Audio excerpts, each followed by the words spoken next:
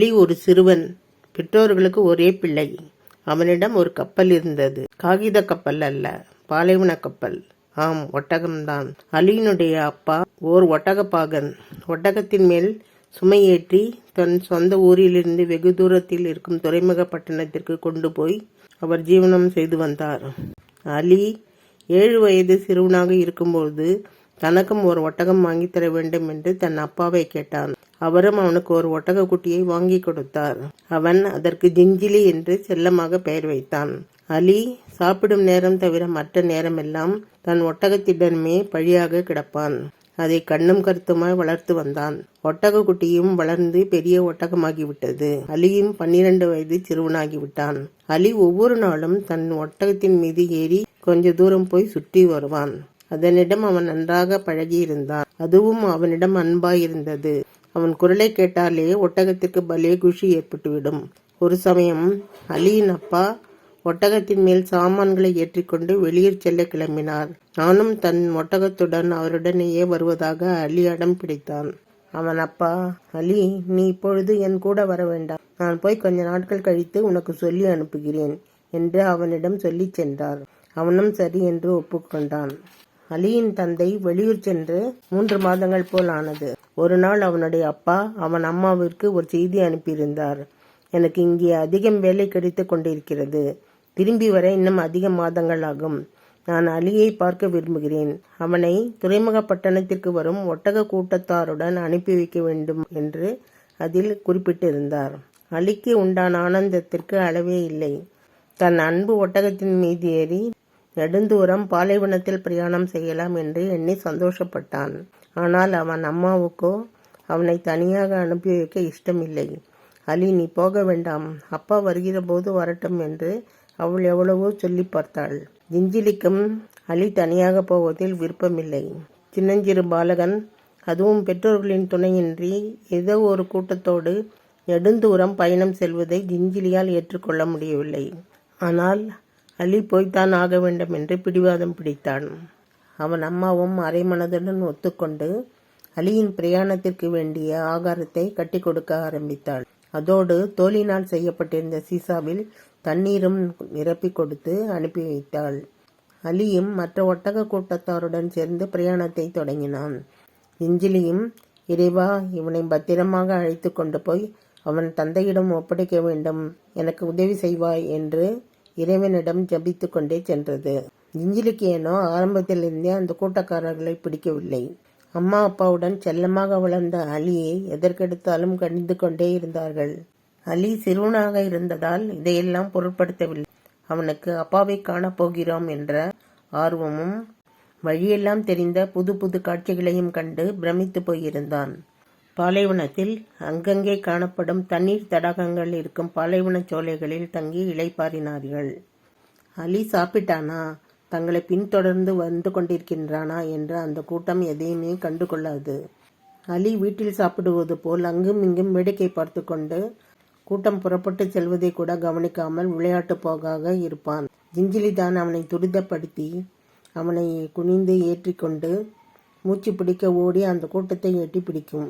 இந்த ஐயா என்ன இப்படி ஒரு சிறு பையனை பொறுப்பில்லாத ஒரு கூட்டத்துடன் அனுப்பி வைத்திருக்கிறார்? அலியாவது அம்மா பேச்சை கேட்டுக்கொண்டு வீட்டில் இருந்திருக்கலாம். இப்படி இவர்களிடம் வந்து மாட்டிக்கொண்டானே, இறைவா, எப்படியாவது என் தோழன் அலியை பத்திரமாக அவன் பெற்றோர்களிடம் சேர்த்து விட வேண்டும் என்று அந்த வாயில்லாத ஜீவன் சதா ஜபித்து கொண்டே இருந்தது. இப்படியாக அவர்கள் 5 நாட்கள் பிரயாணம் செய்தார்கள். 6வது நாள் காலையில் பெரும் மணல் காற்று திடீரென்று தோன்றி பலமாக வீசத் தொடங்கியது.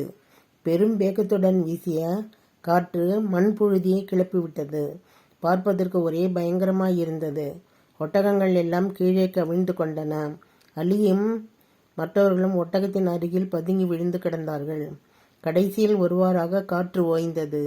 அவர்களும் தப்பித்தோம் என்று எழுந்தார்கள். ஆனால் அவர்களுக்கு எந்த வழியாக போவது என்று தெரியவில்லை. காற்றினால் பாலைவனம் எங்கும் மணல் மேடிட்டிருந்தது.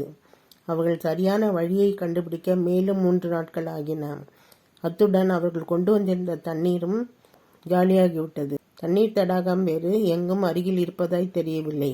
எங்கே தண்ணீர் கிடைக்கும் என்று கவலையுடன் அவர்கள் நெடுந்தூரம் போய்க் கொண்டிருந்தார்கள். அன்றிரவு ஒரு இடத்தில் தங்கி இளைப்பாறினார்கள். அப்பொழுது அலி அசதியில் அயர்ந்து தூங்கிக் கொண்டிருந்தான். அலி தூங்குவதை கவனித்துக் கொண்டிருந்த மற்ற ஒட்டகக்காரர்கள், சிறுவனுடைய ஒட்டகத்தை கொன்று அதன் வயிற்றில் இருக்கும் தண்ணீரை குடித்து தாகத்தை தணித்துக் கொள்வோம், பொழுது விடிந்ததும் காரியத்தை கவனித்துக் கொள்ளலாம் என்று பேசிக் கொண்டிருந்தார்கள். இதை கேட்ட ஜிஞ்சிலிக்கு தூக்கி வாரி போட்டது. தான் இறக்கப் போவதை பற்றி அதற்கு கவலை இல்லை. தன்னை கொன்றுவிட்டு இந்த சின்னஞ்சிறு பாலகனை அவனுடைய பெற்றோர்களிடம் பத்திரமாக இவர்கள் சேர்ப்பார்களா? இவர்கள் அலியை அலட்சியமாக நடத்துவதை நாமே நம் கண் முன்னால் பார்க்கிறோம். நம்மையும் கொன்றுவிட்டால் இவர்கள் என்ன செய்வார்கள் என்று துடிதுடித்து போனது ஜிஞ்சிலி. இறைவா, என் அன்பு தோழனை அவனுடைய பெற்றோர்களிடம் சேர்க்கும் வரை எனக்கு உயிரை கொடுத்து வை என்று இறைவனிடம் வேண்டிக் கொண்டது. எல்லோரும் தூங்கும் வரை அதுவும் தூங்குவது போல் நடித்து கொண்டிருந்தது. எல்லோரும் அசதியில் குரட்டை விட்டு தூங்க ஆரம்பித்தார்கள். எல்லோரும் தூங்கிய பிறகு மெதுவாக எழுந்து அலியை அங்கும் இங்கும் தட்டி எழுப்ப முயன்றது. அவனோ அயர்ந்து தூங்கிக் கொண்டிருந்தான். அவ்வப்போது கண் விழித்து பார்த்து, தொந்தரவு செய்யாதே ஜிஞ்சிலி, எனக்கு தூக்கமாக வருகிறது என்று கெஞ்சினான். இவனை எழுப்ப ஒரே வழிதான் இருக்கிறது. நாம் முன்னே சென்றால் நம்மை பின்தொடர்ந்து ஓடி வருவான் என நினைத்து அவனை திரும்பி திரும்பி பார்த்து கொண்டே வேகமாக நடந்தது. தூக்கம் கலைந்த ஒரு ஒட்டகக்காரன், ஐயோ, அலியின் ஒட்டகம் தப்பிச் செல்ல பார்க்கிறதே, அதை காலையில் கொள்ளலாம் என்று நினைத்திருந்தோம். இப்போதே கொண்டு விடுவதுதான் நல்லது. எல்லோரும் எழுந்திருங்கள் எழுந்திருங்கள் என்று மற்றவர்களை எழுப்பிக் கொண்டிருந்தான். இதை கேட்ட அரை தூக்கத்தில் இருந்த அலிக்கு க்ஷணத்தில் தூக்கம் கலைந்தது. ஐயோ, என் அருமை ஜிஞ்சிலி என்று கற்றிக்கொண்டே மின்னலென பாய்ந்து ஜிஞ்சிலியிடம் ஓடினான். ஜிஞ்சிலி விரைந்து லாவகமாக குனிந்து அலியை ஏற்றிக்கொண்டு சிட்டாக பறந்தது. துரத்தி வந்த கூட்டம் ஜிஞ்சிலியின் ஓட்டத்திற்கு ஈடு கொடுக்க முடியாமல் திரும்பிச் சென்றது. அந்த நள்ளிரவில் இருள் சூழ்ந்த பாலைவனத்தில் தைரியமாக இருவரும் இவர்களிடம் இருந்து தப்பித்தால் போதும் என்ற ஒரே நோக்கத்தோடு ஓடிக்கொண்டிருந்தனர். அலி கண்களில் கண்ணீர் வழிய, என் அருமை தோழா என்று பாசத்துடன் அவனை இறுக கட்டி கொண்டான். இருவர் மனதிலும் இப்போது கனம் இல்லை, பயம் இல்லை, ஒரு மானசீகமான தோழமை உணர்வுடன் உல்லாசத்தில் மிதந்தனர். அந்த இருளில் வானத்தில் தெரிந்த விண்மீன்களின் துணையுடன் திக்கு திசை தெரியாமல் ஓடிக்கொண்டே இருந்தனர். பொழுது புலர்ந்தது. இறைவனின் கருணையாக அந்த வறண்ட பாலைவனத்தில் ஒரு நீர் நிறைந்த தடாகம் தெரிந்தது. ஓடிச் சென்று இருவரும் வேண்டிய மட்டும் தண்ணீர் குடித்தார்கள். சீசாக்களிலும் தண்ணீரை நிரப்பிக் கொண்டார்கள். ஒருவர் மீது ஒருவர் தண்ணீர் அடித்துக்கொண்டு விளையாடினார்கள். பின் மீண்டும் பயணத்தை தொடர்ந்தனர். என்ன ஆச்சரியம்! நடந்த சில தூரத்திலேயே ஒரு ஒட்டகக்காரர்களின் கூட்டத்தில் அலி தன் தந்தையை கண்டான். ஓடிச் சென்று அவரை கட்டியணைத்து நடந்த அனைத்தையும் கூறி கதறி அழுதார். அவரும் கண்களில் கண்ணீர் வழிய இருவரையும் கட்டி அணைத்து கொண்டு, ஜிஞ்சிலி, அலி, என் செல்லங்களா என்று மாறி மாறி அவர்களுக்கு முத்தம் கொடுத்தார். எல்லோரும் பயணத்தை முடித்துக்கொண்டு இனிதே வீடு திரும்பினர். அனைத்தையும் கேள்விப்பட்ட அம்மா மூவரையும் இறுகத் தழுவிக்கொண்டாள். தன் மகனை தங்களிடம் பத்திரமாக கொண்டு வந்து சேர்த்த ஜிஞ்சிலியை ஆறத் தழுவிக்கொண்டனர். அந்த 4 ஜீவன்களின் சந்தோஷ கண்ணீரில் அந்த வறண்ட பாலைவனம் அன்பு மிகுந்த சோலைவனமாக மாறியது.